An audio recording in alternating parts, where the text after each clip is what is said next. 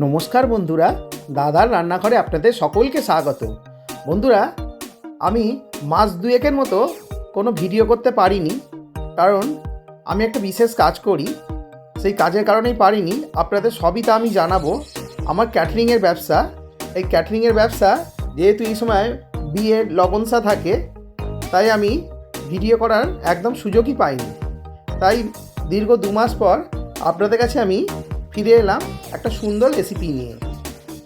বন্ধুরা, আজকের রেসিপি আমার ঘরোয়া পদ্ধতিতে রেয়াজি খাসির মাংস রান্না। আমি কিভাবে এই সুস্বাদু রান্নাটি করলাম তা সম্পূর্ণ আপনাদেরকে করে দেখাবো। আপনারা একটু মন দিয়ে দেখুন কি কি মশলা ব্যবহার করে আমি একদম সম্পূর্ণ ঘরোয়া পদ্ধতিতে খুবই সাধারণভাবে এই রেয়াজি খাসি রান্না করি। এই রেয়াজি খাসি রান্নার জন্য যা যা উপকরণ লাগবে, আমি এখানে নিয়েছি 2টো মাঝারি সাইজের পেঁয়াজ, নিয়েছি একটা রসুন, নিয়েছি 1 ইঞ্চির একটু বেশি আদা, নিয়েছি 2টো কাঁচা লঙ্কা, একটা টমেটো আর কিছু ধনেপাতা। বন্ধুরা, আমি এখানে 700 গ্রাম রেয়াজি খাসির মাংস নিয়েছি। আপনারা জানেন রেয়াজি খাসির মাংস সাধারণত চর্বিযুক্ত হয়। এই মাংস দিয়ে আজ আমি রান্না করব।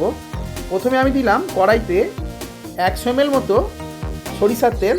তেলটা হালকা গরম হতে তাতে ফোড়ন হিসাবে দিচ্ছি 2টো তেজপাতা আর কিছু গোটা গরম মশলা। গোটা গরম মশলার মধ্যে আমি 3খানা ছোটো এলাচ নিয়েছি, 4-5টা লবঙ্গ আর 1 ইঞ্চি দালচিনি। আর দিলাম বন্ধুরা 1 চিমটে গোটা জিরে। ফোড়নটা 10 সেকেন্ড মতো নাড়াচাড়া করলাম। তা ফোড়ন থেকে সুন্দর গন্ধ বেরোতে শুরু করলো।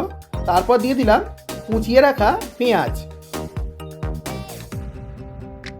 পেঁয়াজটা আমি এবার একটু লালচে করে ভেজে নেব।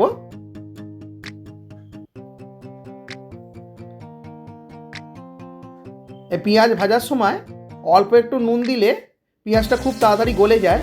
কিন্তু আজকে বন্ধুরা আমি নুন ব্যবহার করব না। আমি দিলাম 1/2 চামচ চিনি। এই চিনি দেওয়ার কারণে মাংসের রঙটা গাঢ় লাল হবে। পেঁয়াজটা বেশ কিছুক্ষণ নেড়ে নিলাম।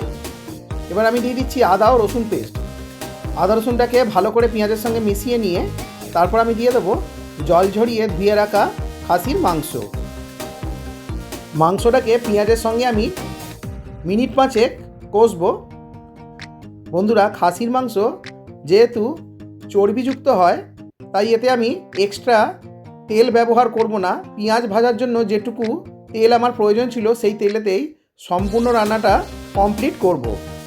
বন্ধুরা, এই রান্নার জন্য যা যা মশলা উপকরণ লাগবে, আমি নিয়েছি 1 চা চামচ শুকনো লঙ্কার গুঁড়ো, নিয়েছি 1 চা চামচ হলুদ গুঁড়ো, নিয়েছি 1 চা চামচ জিরে গুঁড়ো, আর নিয়েছি 1 চা চামচ ধনে গুঁড়ো, আর নিয়েছি পরিমাণ মতো নুন।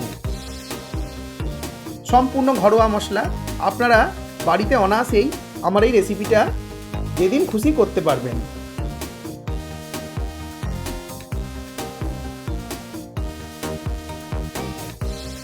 মাংসতে মশলা আমি দিয়ে দিলাম। এবার এই মশলা দিয়ে মোটামুটি 10 মিনিট এইভাবে কষবো।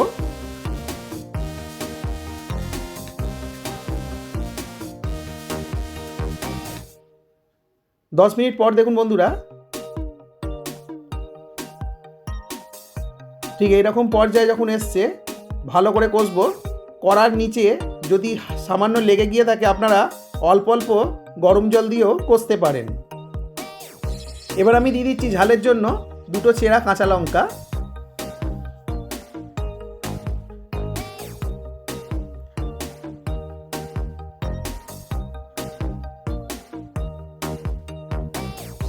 আরও 5 মিনিট এইভাবে আমি কষছি।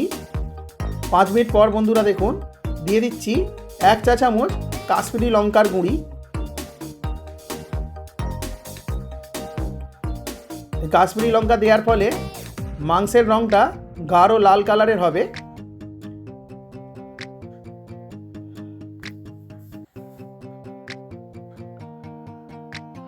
খাসির মাংস যত কষবেন বন্ধুরা, তত খেতে সুস্বাদু হবে। তাই একটু হাতে সময় নিয়েই এই রান্নাটি আপনারা করবেন। চাইলে আপনারা প্রেসার কুকারেও সম্পূর্ণ রান্না কমপ্লিট করতে পারেন। আমি প্রেসার কুকার ব্যবহার করব। প্রথমে আমি কড়াইতে ভালো করে আমি রান্নাটা কষে করে নেব, তারপর আমি প্রেসারে সেদ্ধ করে নেব।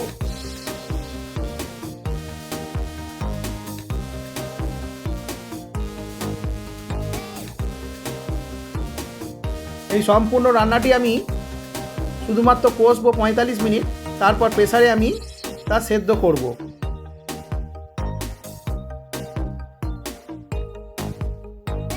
এইভাবে অল্প অল্প জল দিয়ে 40 মিনিট আমি কষলাম। মাংস প্রায় কষা কমপ্লিট হয়ে এসছে। তারপর আমি দিয়ে দিলাম একটা মাঝারি সাইজের টমেটো, যেটা আমি কুচি করে রেখেছিলাম, সে গোটা টমেটোটাও দিয়ে দিলাম। এবার এইভাবে টমেটো দিয়ে আমি আরও 5 মিনিট কষবো।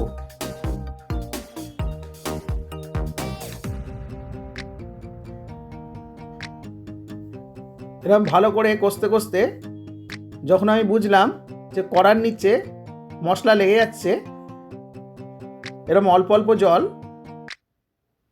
আমি দিয়ে দিচ্ছি। আমি এটা গরম জল ব্যবহার করছি।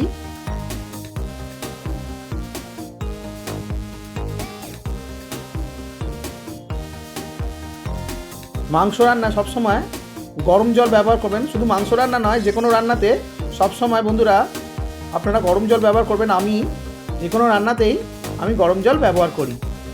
এবার বন্ধুরা আমি দিয়ে দিলাম বেশ কিছু কুচিয়ে রাখা ধনেপাতা।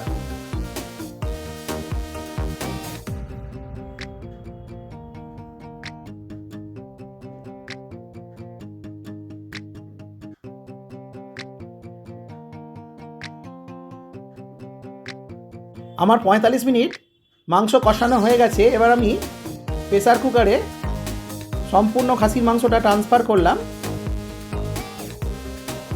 এবার ওপর থেকে দিয়ে দেবো প্রয়োজন মতো গরম জল। আমি যে কড়াইতে রান্না করলাম সেই মশলা ধোয়ানি জলটাও আমি দিয়ে দিলাম।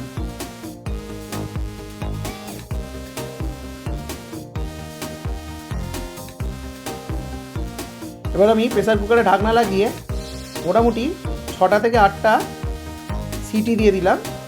এবার আপনাদের মাংসটা দেখাচ্ছি। দেখুন মাংসটা সম্পূর্ণভাবে সিদ্ধ হয়ে গেছে। এবার আমি মাংসে ভালো ফ্লেভার আনার জন্য দিচ্ছি বেশ কিছুটা জায়ফলের গুঁড়ো। আমি গ্রেটারে জায়ফলটা ভালো করে গ্রেট করে বেশ কিছুটা দিয়ে দিলাম।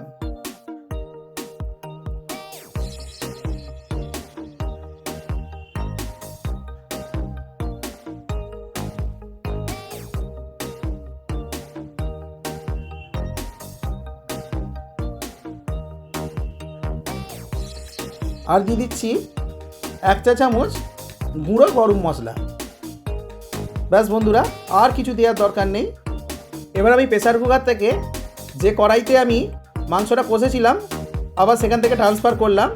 এবার ঝোলটা আমি অল্প একটু শুকনো করে নেব। আমি অল্প একটু নুন দিলাম। অল্প একটু নুন আমার প্রয়োজন ছিল, নুনটা একটু কম হয়েছিল, তাই একটু নুনও দিয়ে দিলাম।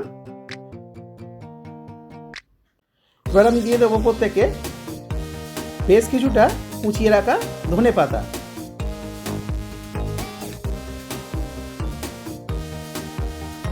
ব্যাস বন্ধুরা, আর কিছু দেওয়ার দরকার নেই।